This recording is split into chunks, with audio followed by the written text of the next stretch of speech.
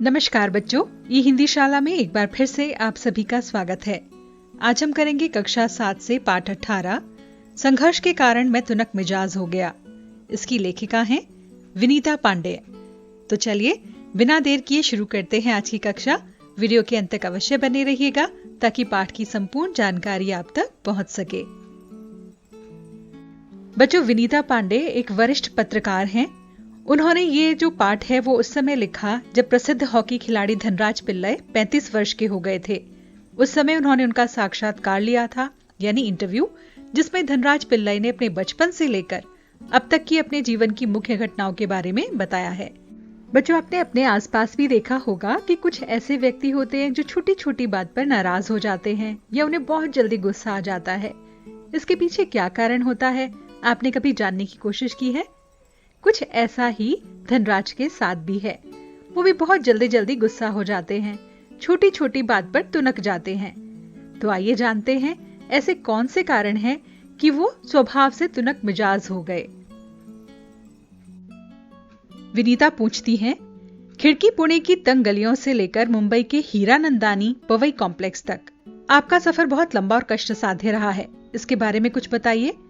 धनराज कहते हैं, बचपन मुश्किलों से भरा रहा। हम बहुत गरीब थे। मेरे दोनों बड़े भाई हॉकी खेलते थे। उन्हीं के चलते मुझे भी इसका शौक हुआ, पर हॉकी स्टिक खरीदने की हैसियत नहीं थी। मैं इसीलिए अपने साथियों की स्टिक उधार मांगकर काम चलाता था। वे मुझे तभी मिलती जब वे खेल चुके होते।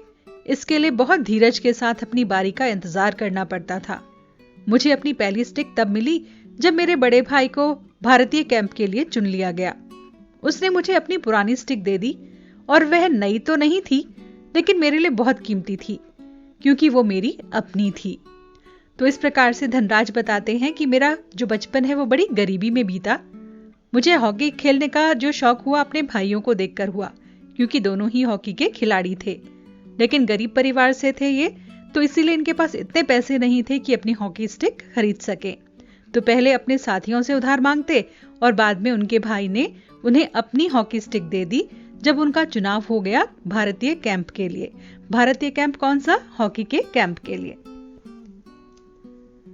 मैंने अपनी जूनियर राष्ट्रीय हॉकी सन 1985 में मणिपुर में खेली। तब मैं सिर्फ 16 साल का था। देखने में दुबला पतला और छोटे बच्चे जैसा चेहरा। अपनी दुबली कद काठी के बावजूद मेरा दबदबा था कि कोई मुझसे भिड़ने की कोशिश नहीं करता था। मैं बहुत जुझारू था, मैदान में भी मैदान के बाहर भी। 1986 में मुझे सीनियर टीम में डाल दिया गया और मैं बोरिया बिस्तर बांधकर मुंबई चला आया। उस साल मैंने और मेरे बड़े भाई रमेश ने मुंबई लीग में बेहतरीन खेल खेला और हमने धूम मचाई। उसी के चलते मेरे अंदर एक उम्मीद जागी कि मुझे ओलंपिक, जो कि 1988 में होने थे, उसके लिए नेशनल कैंप से बुलावा जरूर आएगा, पर नहीं आया। मेरा नाम 57 खिलाड़ियों की लिस्ट में नहीं था। बड़ी मायूसी हुई, मगर एक साल बाद ही ऑलविन एशिया कप के कैंप के लिए मुझे चुन लिया गया। तब से लेकर अब तक मैंने पीछे मुड़कर नहीं देखा। तो इस प्रकार उन्होंने अपने संघर्ष के बारे में बताया कि किस प्रकार केवल 16 वर्ष की आयु में उन्होंने हॉकी खेलना शुरू कर दिया, जब उन्होंने पहली बार राष्ट्रीय स्तर पर हॉकी खेली और वो मणिपुर में खेली थी। वो दुबले पतले थे लेकिन किसी से दबते नहीं थे, और जुझारू का मतलब जो जी जान से काम में लगा रहे। तो उनका जो चयन था, उन्हें लगता था कि शायद ओलंपिक के लिए हो जाएगा, लेकिन नहीं हुआ।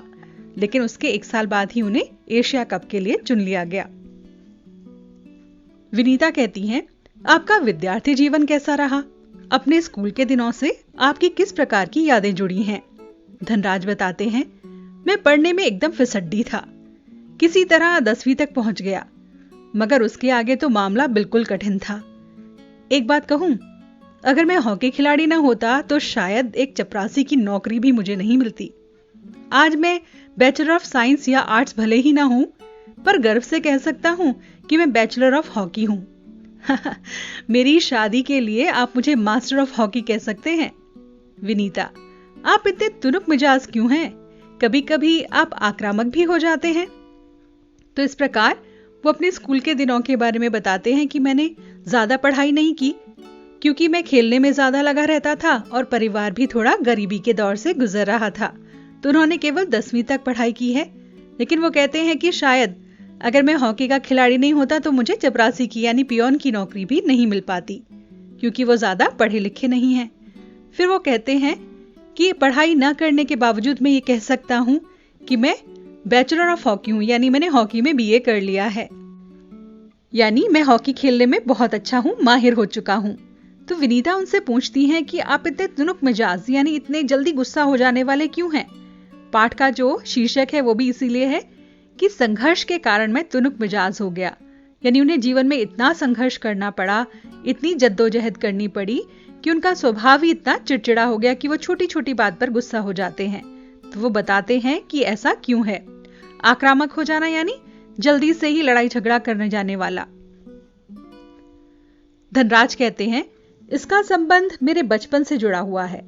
मैं हमेशा से ही अपने आप को बड़ा असुरक्षित महसूस करता रहा। मैंने अपनी मां को देखा है कि उन्हें हमारे पालन पोषण में कितना संघर्ष करना पड़ा है।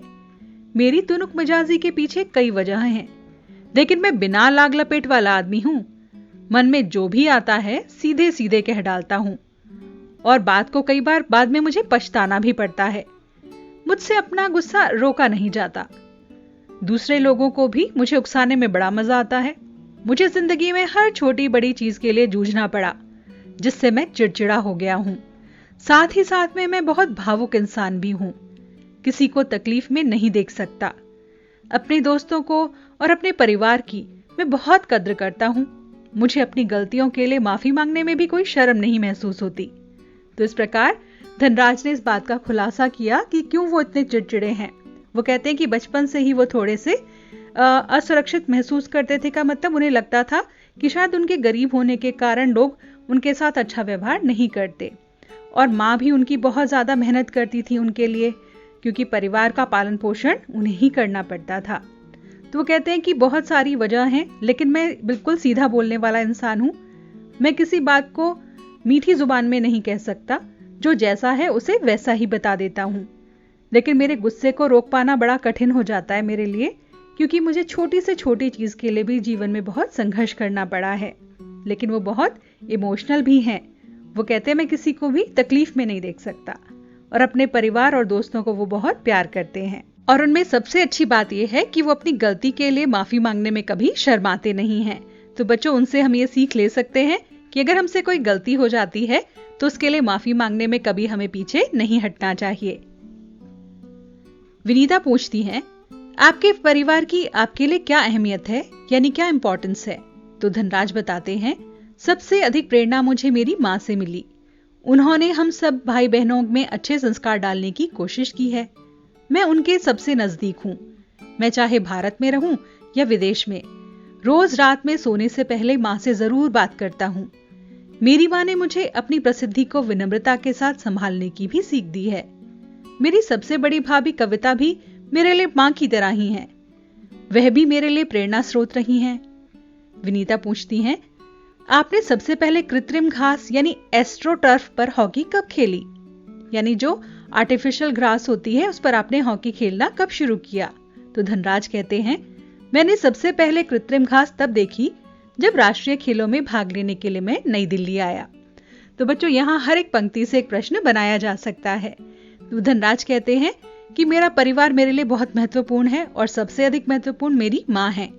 और मैं कहीं पर भी रहूं अपनी माँ से आज भी जरूर बात करता हूं, हर रोज रात को सोने से पहले। और उनकी जो भाभी हैं, जिनका नाम कविता है, वो भी उनके लिए माँ की तरह ही हैं। वो उन्हें प्रेरणा देती रहती हैं। और पहली बार उन्होंने आर्टिफिशियल ग्रास पर हॉकी खेली जब वो राष्ट्रीय खेल में यानी नेशनल लेवल पर हॉकी खेलने के लिए दिल्ली आए। मुझे याद है कि किस तरह सोमैया और जोमकिम क्वार्लो ने मुझे एक कोने में ले जाकर कृत्रिम घास पर खेलने के गुर बताए, और जब वे बताने में लगे हुए थे, मैं झुककर उस मैदान को छू रहा था। मुझे विश्वास ही नहीं हो रहा था कि विज्ञान इस कदर तरक्की कर सकता है जिससे कि कृत्रिम घास उगाई जा सके। यानी उस घास को वो छू छू कर महसूस करने की कोशिश कर रहे थे, जबकि लोग उन्हें ये सिखाने की कोशिश कर रहे थे कि इस मैदान में कैसे खेलना है। विनीता कहती हैं, हर युवक का सपना होता है कि उसके पास कार हो। आपके पास अपनी पहली कार कब आई? तो धनराज कहते हैं, मुझे पहली कार एक सेकंड हैंड अर्माडा मिली, जो मुझे मेरे अंपायर ने दी थी जब मैं काफी नामी खिलाड़ी बन चुका था। मगर ये कोई जरूरी नहीं है कि शोहरत यानी प्रसिद्धि पैसा साथ लेकर आए। मैं तब भी मुंबई की लोकल ट्रेनों में और बसों में सफर करता था, क्योंकि टैक्सी के चढ़ने की हैसियत मेरी नहीं थी, यानी उनके पास इतने पैसे नहीं थे कि वो टैक्सी में सफर कर सकें, जबकि एक प्रसिद्ध खिलाड़ी बन चुके थे। क्योंकि बच्चों, कुछ खेल ऐसे हैं जिनमें चाहे आप कितने प्रसिद्ध खिलाड़ी क्यों ना हो जाएं, आपके पास उतना पैसा नहीं होता जैसा कि आजकल के खिलाड़ियों के पास आप देखते हैं। तो उनकी पहली कार थी सेकंड हैंड अर्माडा, जो आप यहाँ देख रहे हैं। ये उनको उनके अंपायर ने दी थी इनाम में। मुझे याद है एक बार किसी फोटोग्राफर ने एक भीड़ से भरे हुए रेलवे स्टेशन पर मेरी तस्वीर खींचकर अगली सुबह अखबार में खबर छाप दी कि हॉकी का सितारा पिल्लई अभी भी मुंबई की लोकल ट्रेनों में सफर करता है। उस दिन मैंने महसूस किया कि मैं मशहूर चेहरा बन चुका हूं और मुझे लोकल ट्रेनों में सफर करने से बचना चाहिए। लेकिन मैं कर ही क्या सकता था। मैं जो भी थोड़ा बहुत कमाता था उससे अपना परिवार चलाना पड़ता था। धीरे धीरे पैसे जमा करके बहन की शादी की और अपनी मां के लिए हर महीने पुणे पैसा भेजना शुरू किया। आज मेरे पास एक फोर्ड आइकन है, जिसे मैंने सन 2000 में खरीदा था। मगर वह किसी कॉर्पोरेट हाउस का दिया हुआ तोहफा नहीं है, बल्कि मेरी मेहनत की गाढ़ी कमाई से खरीदी हुई कार है। अब वो बताते हैं कि किस तरह से उन्होंने लोकल ट्रेनों में सफर करना बंद किया, क्या कारण रहा इसके पीछे, जबकि उनके पास पैसे नहीं थे। शायद धनराज को लगता था कि ट्रेन में इतनी भीड़ में कोई उन्हें पहचान नहीं पाएगा, लेकिन जब पत्रकार ने उन्हें पहचान लिया तो वो समझ गए कि अब वो बहुत मशहूर हो चुके हैं, अब उन्हें ट्रेन में सफर करना बंद कर देना चाहिए। उनके पास ज्यादा पैसे नहीं थे, जितने भी पैसे वो कमाते थे वो उनके घर में ही खर्च हो जाते थे। अब धीरे धीरे उन्होंने फोर्ड आइकन खरीदी सन 2000 में, जो कि खुद उनके पैसों की कमाई की थी, यानी उन्होंने किसी ने उन्हें तोहफा नहीं दिया था, जैसे कि आजकल आप देखते हैं कॉर्पोरेट हाउसेस की तरफ से खिलाड़ियों को दिए जाते हैं। तो विनीता कहती हैं, सफलता का आपके लिए क्या महत्व है? हॉकी को आपने इतना कुछ दिया, इसके बदले में आपको क्या मिला? यानी वो जानना चाहती हैं कि खिलाड़ी बनने के बाद, इतना मशहूर होने के बाद उन्हें क्या मिला। धनराज, कुछ रुपए इनाम में मिले थे, मगर आज खिलाड़ियों को जितना मिलता है उसके मुकाबले में पहले कुछ भी नहीं मिलता था।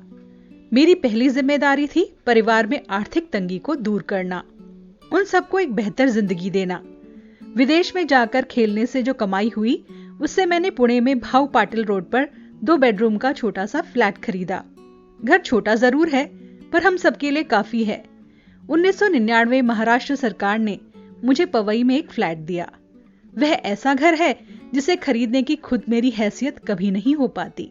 आप यहाँ देख सकते हैं, ये हीरानंदानी कॉम्प्लेक्स है जहाँ उनका फ्लैट है, जो कि सरकार की ओर से उन्हें दिया गया।